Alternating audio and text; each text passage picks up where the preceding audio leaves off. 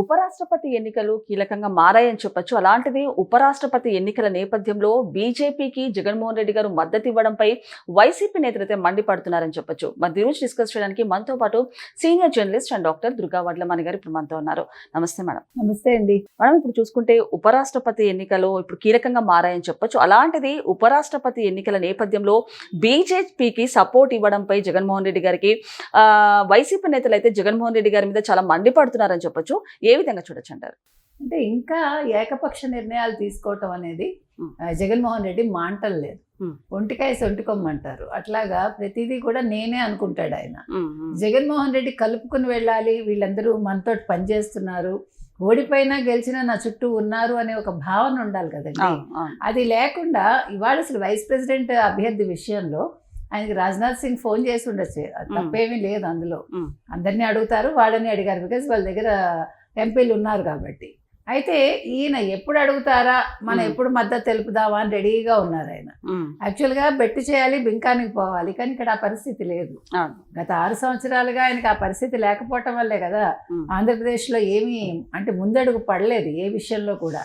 ఒక పోలవరం కాలేదు, ఒక అమరావతిని ఆయన అభివృద్ధి చేయలేదు, పరిశ్రమలు రానివ్వలేదు. అంటే దానికి దీనికి లింక్ ఏంటని మీరు అడగచ్చు. అంటే తనకి ఎంతసేపు తన కేసులు, ఆ కేసులను ఎలా మాఫీ చేయించుకోవాలి, లేదు బెయిల్ క్యాన్సిల్ అవ్వకుండా ఎలా చూసుకోవాలి, ఈ మొత్తం ఈ అంశం మీదే దృష్టి పెట్టి 5 ఏళ్ళు గడిపేశారు ఆయన. ఈ 1 yearగా కూడా అదే ఇప్పుడు ఆ టెన్షన్లో ఉన్నారు. ఒక పక్క మద్యం కుంభకోణం ఏదైతే ఉందో దీంట్లో ఈయనకి అడుగడుగున అవాంతరాలు ఎదురవుతున్నాయి. అంటే ఈయన పేరే ఫైనల్గా వచ్చేలాగా ఉందన్నమాట. సో ఈ నేపథ్యంలో ఎట్లా మనం మంచిగా ఉండాలి బీజేపీ తోటి. ఈరోజు బీజేపీ, తెలుగుదేశం, జనసేన ఒక కూటమిగా ఉన్నారు.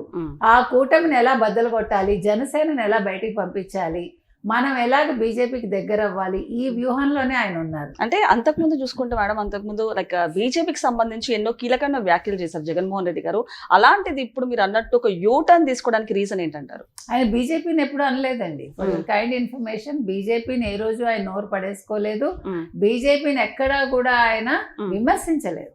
ఆయన ఎప్పుడు విమర్శించినా ఫస్ట్ తెలుగుదేశం, తర్వాత జనసేన. ఇటీవల కాలంలో జనసేనను కూడా ఆయన ఎక్కువ అంటల్లా. పవన్ కళ్యాణ్ వాళ్ళు వెనకేసుకొచ్చే ప్రయత్నాలు చేస్తున్నారు.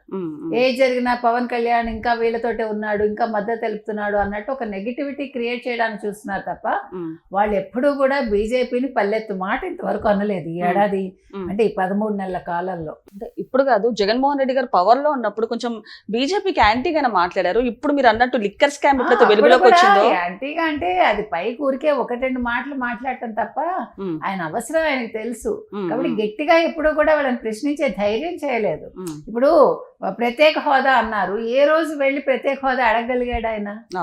అంటే నేను అనేది ఎక్కడ నిలదీయాలో అక్కడ నిలదీయలేకపోయారు. ఊరికే ఇక్కడ ఏదో కూర్చుని మాట్లాడటం కాదు. ఎప్పుడు కూడా తెలివైన ముఖ్యమంత్రి అయితే ఏం చేయాలి, ఎప్పుడు ఎక్కడ అవకాశం వస్తుందో, తమిళనాడు వాళ్ళని చూడండి, వాళ్ళ పనులు వాళ్ళు సాధించుకోవడంలో దిట్టలు వాళ్ళు. అసలు జయలలిత అంటే కేంద్రం హడిలిపోయారు కదా అప్పట్లో, ఆవిడ అడగకుండానే చేసేవాళ్ళు. నేననేది మనం ఆ రకంగా ఉండాలి. ఆ రకంగా ఉండాలి అంటే మీ ఎంపీలు వ్యాపార లావాదేవీలు ఉండకూడదు, మళ్ళీ వాళ్ళు వెళ్ళి కేంద్రం కాళ్ళు పట్టుకునే స్టేజ్ రాకూడదు. నేను అనేది అది. అంటే మీ దగ్గర ఉండే వ్యక్తులు, డబ్బున్న వాళ్ళు, వ్యాపారాలు చేసుకున్న వాళ్ళకి మీరు పొజిషన్స్ ఇవ్వకండి. ఒక మిడిల్ క్లాస్ వాళ్ళకో, అబోవ్ మిడిల్ క్లాస్ వాళ్ళకో ఇస్తే ఈ సమస్యలు ఉండవు. అప్పుడు వాళ్ళు వాళ్ళ పని మీద దృష్టి పెడతారు. కాబట్టి నేను చెప్పొచ్చేది ఏంటంటే, ఇవాళ వీళ్ళందరికీ కోపం రావడానికి కారణం జగన్మోహన్ రెడ్డిలో ఇంకా మార్పు రాదా. ఒకప్పుడు జగన్మోహన్ రెడ్డి జనంలో ఉన్నాడు. ఎందుకున్నాడు? తన ముఖ్యమంత్రి కావాలి కాబట్టి. ముఖ్యమంత్రి అయ్యాక ఆయన జనంలోకి వెళ్ళటాన్ని తగ్గించేశాడు. మీకు కనుక చూసారంటే ఎప్పుడు పరదాలు కట్టించడం, చెట్లు కొట్టించడం, తను ఒక 926 మందిని తన చుట్టూ సెక్యూరిటీగా పెట్టుకోవటం, Z+ కేటగిరీ అనుకోవటం, ఇలా వెళ్ళటం జరిగింది. అయితే ఇప్పుడు ఓడిపోయాక కూడా ఆయన నాకు అపోజిషన్ పార్టీ ఇది హోదా కావాలి, తర్వాత లీడర్ హోదా, తర్వాత నేను బయటకు వెళ్తే నాకు సెక్యూరిటీ పెంచాలి మీరు, ఇట్లా డిమాండ్స్ చేస్తున్నాడు తప్ప తనకి సంబంధించి ఇవేమీ కాదు. ఆయన చేయాల్సిన పని ఏంటి మనం ప్రతిసారి చెప్తున్నాం. ఆయన వెళ్ళి నియోజకవర్గాలకు వెళ్ళి ప్రజల్ని కలవట్లా. ప్రజావాణి అనేది లేదు. ఎంతసేపు తన బాణి, తన ధోరణి, తన సొంత ఇది తప్ప ఇవాళ అందుకని ఆయన ఎవరిని సంప్రదించకుండా వాళ్ళు అడగడం పాపం ఈయన ఓకే చేసేసారు. వైస్ ప్రెసిడెంట్ క్యాండిడేట్ కి మేము మద్దతు తెలుపుతాం వైసీపీ అని. అదే విధంగా బీఆర్ఎస్ కూడా తటస్థంగా ఉంది. బీఆర్ఎస్ కూడా అవును. మేము సపోర్ట్ చేస్తాం అన్నట్టు మాట్లాడుతోంది. ఉమ్. అందుకే ఇవాళ కిషన్ రెడ్డి అన్నారు కదా, మేము ఎక్కడ అడిగాం మిమ్మల్ని అని అడిగాడు ఆయన. ఉమ్, ఉమ్, సో బీఆర్ఎస్ కూడా తహతహలాడుతోంది ఉమ్. బీజేపీతో కలవటానికి. ఓకే. ఇంకొక విషయం, ఇవాళ కవిత ఒక లేఖ రాశారు, మీకు అవును, తెలుసు, అవును. కొప్పులేశ్వర్ నియమించినందుకు ఉమ్. నన్ను అందరూ కూడా వెలేస్తున్నారు అని, లేఖ రాసిన వాళ్ళే నా మీద లీక్ చేసిన వాళ్ళే నా మీద చేసిన కుట్ర వాళ్ళే నా మీద చేస్తున్నారు. కుట్రలు చేస్తున్నారని. ఉమ్, అంటే నేను అనేది ఏంటంటే, ఇవాళ కవిత ఇంకా రియలైజ్ అవ్వట్లా. ఉమ్, ఒక కేసీఆర్ లాంటి వాళ్ళు ఇవాళ ఈ రకంగా ఉన్నారు అంటే దానికి కారణం కవిత కదా. అవును. ఎందుకంటే కవిత అనే వ్యక్తి లిక్కర్ స్కామ్ చేయకపోతే ఉమ్. ఇవాళ బీజేపీని ఆయన దడదడలాడించేవారు. ఉమ్, ఉమ్, కానీ ఇవాళ ఆ స్టేజ్ లేకుండా చేశారు కవిత. ఉమ్, అందుకని ఇప్పుడు కవితకు మాట్లాడే అర్హత లేదు ఒక రకంగా. ఉమ్, ఇంకా nన్ను అడిగితే కేసీఆర్ చాలా మంచివారు కాబట్టి ఉమ్. కూతురి మీద పల్లెత్తు మాట అనలేదు. ఆయన ఆ బాధ మనకు తెలుస్తుందండి. ఉమ్, తండ్రి వేదన ఎట్లా ఉంటుందంటే వాళ్ళు చెప్పుకోలేరు ఆడవాళ్ళలాగా. ఉమ్, ఉమ్, కాబట్టి ఇవాళ మీకు ఖచ్చితంగా తప్పు కవితదే. ఉమ్. అదే విధంగా ఇవాళ బీఆర్ఎస్ మేము ముందుకు వస్తాము అని చెప్తోంది. అంటే మీరు అన్నట్టు మేడం నిజంగానే కవిత తప్పు చేసిన విషయం నాకు తెలిసింది. అలాంటిది కేటీఆర్ కానివ్వండి, కేసీఆర్ గారు కూడా సపోర్ట్ చేశారు లిక్కర్ స్కామ్ సంబంధించి.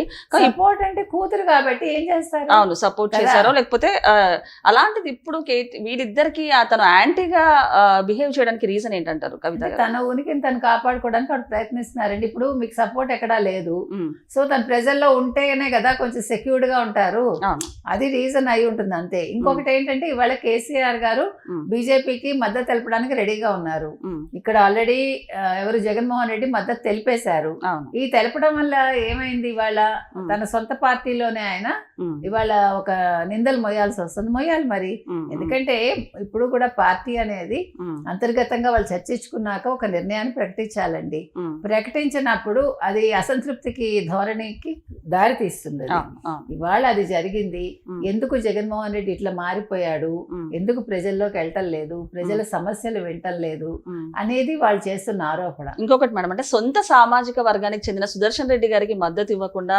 బీజేపీ అభ్యర్థి అయిన ఆయనకు మద్దతు ఇవ్వడం వెనకాల కూడా వైసీపీ శ్రేణులు అయితే మండిపడుతున్నారు. ఏ అది విధంగా అవసరం చూడొచ్చంటారు? లేదండి. ఇప్పుడు నేను ఒక్కటి చెప్తానండి. ఉమ్, ఇప్పుడు మీరు ఒక క్యాండిడేట్ నిలబెట్టాక తెలుగు వాళ్ళేంటి, తమిళ వాళ్ళేంటి, మలయాళీస్ ఏంటి, మరొకళ్ళు ఏంటి, లేకపోతే నార్త్ వాళ్ళేంటి, ఉమ్, ఇక్కడ క్యాస్ట్, క్రీడు, లేకపోతే ప్రాంతీయ ఇది ఉండకూడదు. ఉమ్, ఉమ్, కాబట్టి సుదర్శన్ రెడ్డికి ఎట్లా వాళ్ళు అసలు మద్దతు తెలుపుతారు? ఉమ్, తెలిపే అవకాశం లేదు. ఇప్పుడు రేవంత్ రెడ్డి గారు అడిగారు అందరూ కూడా తెలుగువాడు కాబట్టి అందరూ మద్దతు తెలపాలని. ఉమ్, అలా ఎలా తెలుపుతారండి? వీళ్ళు అవును. ఆల్రెడీ వీళ్ళు ఇండియా కూటమిలో ఉన్నారు, అవును. వాళ్ళు ఎన్డీఏలో ఉన్నారు. ఉమ్, ఉన్నప్పుడు ఎవరి క్యాండిడేట్ వాళ్ళదైనప్పుడు ఉమ్, మీరు ఇక్కడి నుంచి వచ్చి ఇక్కడ వాళ్ళకి మద్దతు తెలుపుతారా చెప్పండి మీరు? ఉమ్, ఉమ్, అసలు అది ఎట్లా సాధ్యం? అది ఉమ్, అది అబ్సర్డ్ అది ఉమ్, నన్ను అడిగితే. కాబట్టి వాళ్ళ వైసీపీ నిర్ణయం తీసుకున్న, వైసీపీ ఏమి ఇండియా కూటమిలో లేరుగా, అవును. బీఆర్ఎస్ ఏమి ఇండియా కూటమిలో లేరుగా డైరెక్ట్గా. ఉమ్, ఉమ్, అందుకని ఎవరి నిర్ణయాలు వాళ్ళకు ఉంటాయి. కాకపోతే ఏంటంటే ఒక పార్టీ పరంగా మనం ఒక నిర్ణయం తీసుకునేటప్పుడు ఉమ్, మనం అందరితో సంప్రదించి తీసుకుంటే ఉమ్, ఇట్లాంటి మాటలు పడక్కర్లేదు. కానీ జగన్కి అది తెలియదు. ఉమ్, జగన్ది చెప్పినట్టుగా ఒంటిపోకడనమాట. ఉమ్, అంటే నేనే అనుకుంటాడు, అంతా సర్వం నేను చెప్పిందే శాసనం అనుకుంటాడు. కాబట్టి ఉమ్, ఇంకంతే ఆ party. Okay okay madam, thank you. Thank you.